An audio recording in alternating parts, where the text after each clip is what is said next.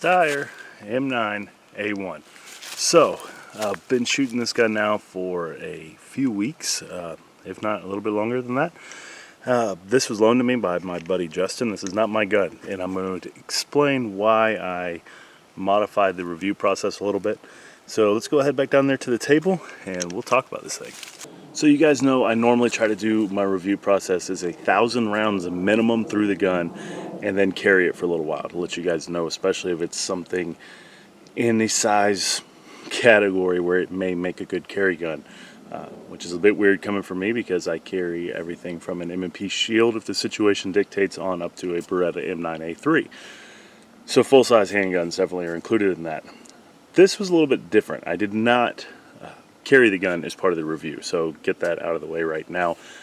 I have put 1,000 rounds to it, actually a little bit over. I was at the 1,000 round mark before I shot it any today. So there is that.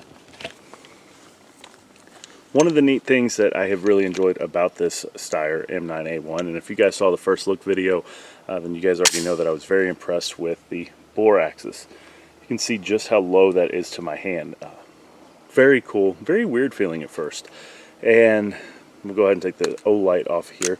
I'll talk about that in a second.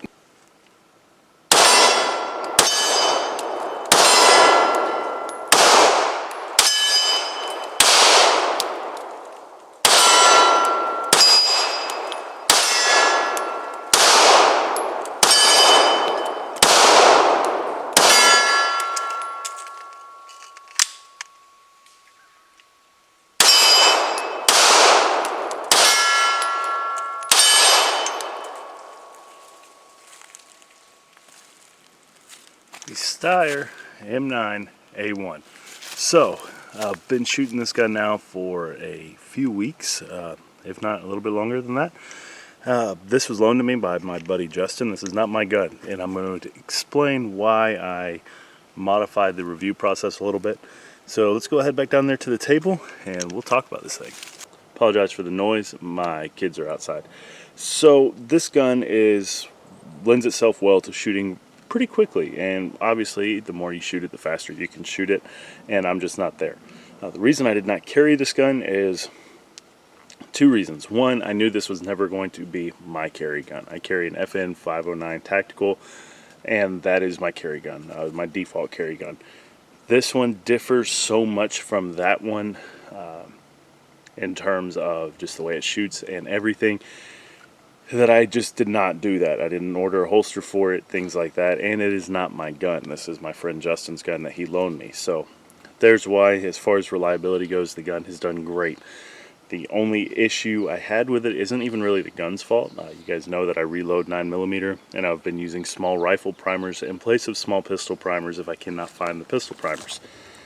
They're a little bit harder metal, a little bit harder to set off. Some guns don't have a problem with it, some guns do, and because it's not technically made to be set off by a pistol, I can't really fault the gun if that's the case. So I had two issues with the small rifle primers with this gun. Again, I can't fault the gun.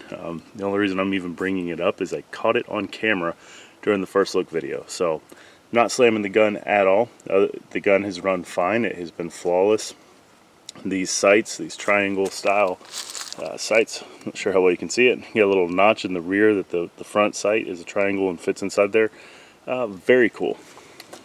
A lot more intuitive than I originally thought they would be. The light rail up front works, as you guys can see, with the Olight PL Mini 2 Valkyrie. Goes right in that little notch. Works well with this light anyway. I haven't really tried it with anything else. Slide the light back, crank down the ratchet, and you are good to go. Boom.